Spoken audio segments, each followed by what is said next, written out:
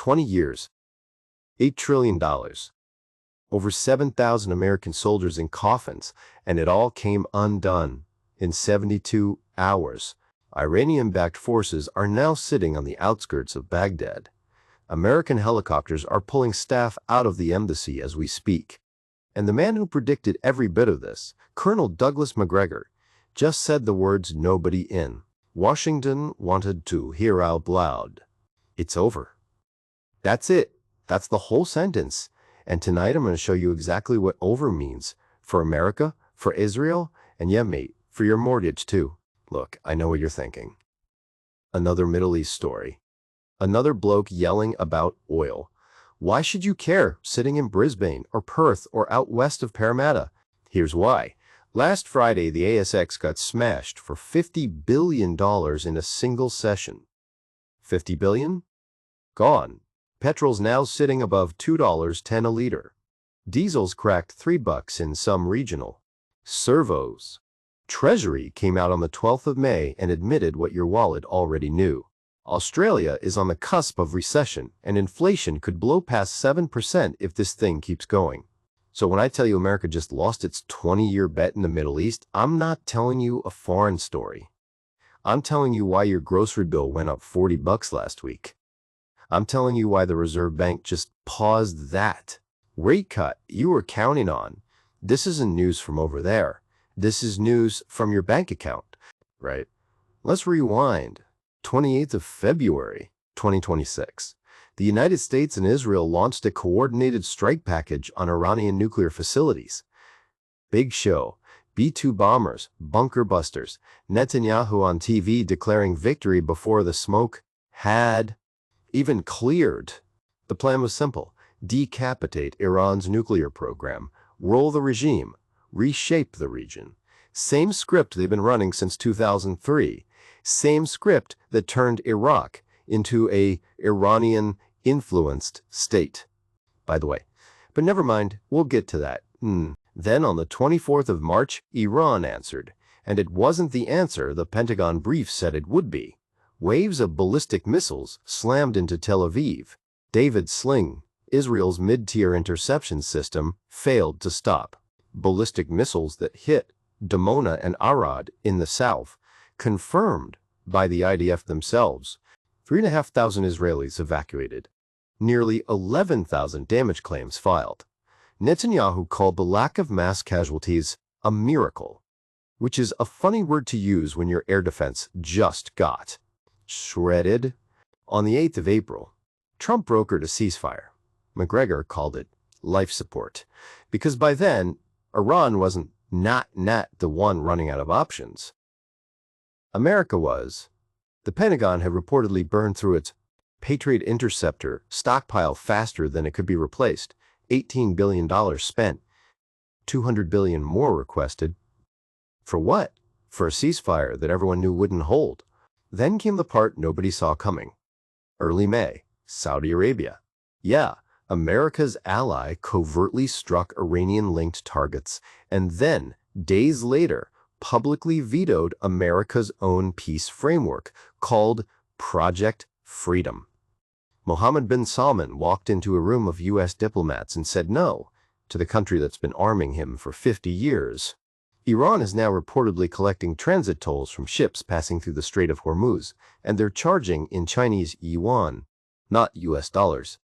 Yuan, 20% of the world's oil and LNG passes through that strait, and every barrel is now being priced, partially, in the currency of America's biggest rival. While Washington was busy bombing nuclear sites, Beijing was quietly de-dollarizing the world's most important shipping lane.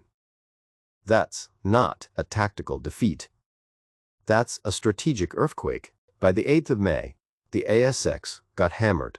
By the 12th, Treasury was warning of recession, and by this week, Iranian-aligned militias in Iraq, the same ones the U.S. liberated Iraq from in 2003, were pushing toward Baghdad while American Blackhawks were lifting embassy staff off rooftops. Saigon, 1975. Kabul, 2021. Baghdad, 2026. Spot the pattern. So how did the powerful respond? Let's go through it. Douglas Macgregor, the retired colonel, former senior advisor to the acting Secretary of Defense, said it bluntly on Judging Freedom: Iran defeated the United States and Israel. Not challenged. Defeated, he said the 20-year posture is in ruins. Now, you can love Macgregor or hate him, but the bloke called Ukraine, he called Afghanistan, and now he's calling this. Trump went on Truth Social and called it a great peace. Then, according to the New York Times reporting from January, bypassed Congress for the third time to push expedited weapons shipments to Israel. 3 times. That's not peace. That's panic with a press release. Netanyahu, he's quietly phasing out U.S. aid dependence, which sounds like independence until you realize it's because the U.S. arsenal is empty. The IMF still says Israel's economy will outperform the G7 in 2026. CNBC ran that story on the 30th of April, but the Bank of Israel cut growth forecasts from 5.2% down to 3.8%. The budget deficit is now projected at 5.3% of GDP. So which is it? Booming economy or collapsing one? Here's my read. Both are true, and that's the trick. The stock market is up, the bonds are stressed, the reservists are exhausted. Israel is winning the headline and losing the war underneath. The IAEA's Rafael Grossi, the nuclear watchdog, confirmed Iran had no active weapons program at the time of the strikes. Let that sink in. The justification for the entire operation was a weapons program that the world's top nuclear inspector said didn't exist. Undersecretary General Guterres condemned the escalation. Nobody listened. And the American public, $174 billion of their tax money has gone to Israel, according to Congressional Research Service, Report RL 33222. The Council on Foreign Relations puts the total figure north of $300 billion. That's more than Australia's entire defense budget for a decade, just to one country. Now, here's what the mainstream press won't tell you. This was never about Iran's nuclear program. The IAEA just confirmed that. This was about the dollar, and the dollar just lost. For 50 years, every drop of Gulf oil has been priced in US dollars. That's called the petrodollar system. It's the reason America can print money without inflation eating it alive. Because the rest of the world has to hold dollars just to buy energy? Pull that thread out, and the whole American economic empire starts to unravel. Iran charging yuan in Hormuz is the thread being pulled. Saudi Arabia vetoing Project Freedom is the second thread. China and Russia quietly settling oil contracts in their own currencies is the third.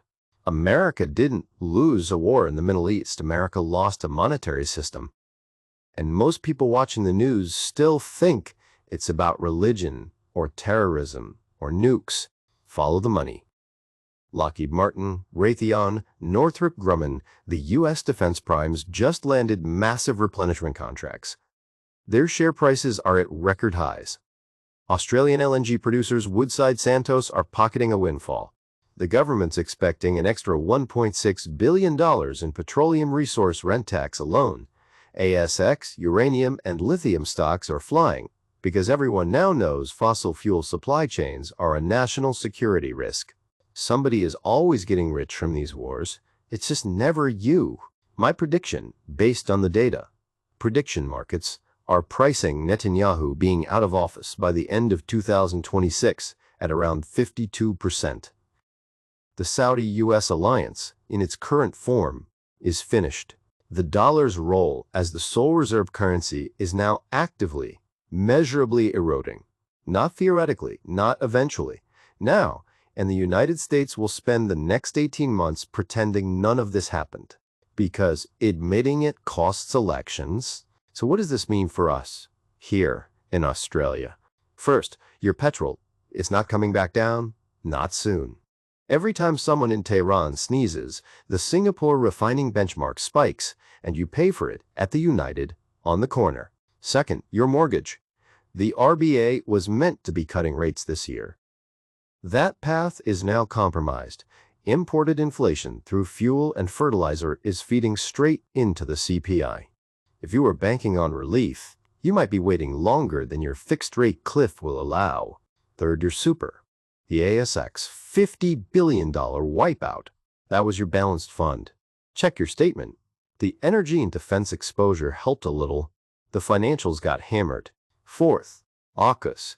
We've committed $368 billion over 30 years for submarines from a country that just couldn't restock its own missile interceptors during a regional war. Ask yourself, honestly, are those Virginia-class boats actually showing up on time, or are we the new aircraft carrier nobody asked to be? Boss, the BFAGFA. I'm not telling you to panic. I'm telling you to pay attention. Diversify how you think about risk. Watch the UN dollar story. Watch the LNG dividends. Watch what Canberra says versus what Canberra does. The next 5 years aren't going to look like the last 20.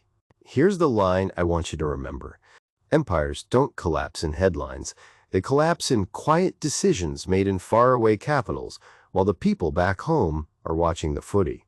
A retired American colonel just said 20 years of his country's foreign policy ended in 72 hours. The Iraqi capital his soldiers bled for in 2003 is now within reach of Iran's allies. The currency his nation built its power on is being quietly replaced in the most important shipping lane on Earth, and the bill, somehow, is landing on a kitchen table in Geelong. That's not a foreign story. That's our story now. If you found this useful, the algorithm only shows this to people who subscribe. So hit subscribe and I'll keep doing the research so you don't have to drop a comment with what you reckon happens next. I read them. End card. Hold on, title, cut.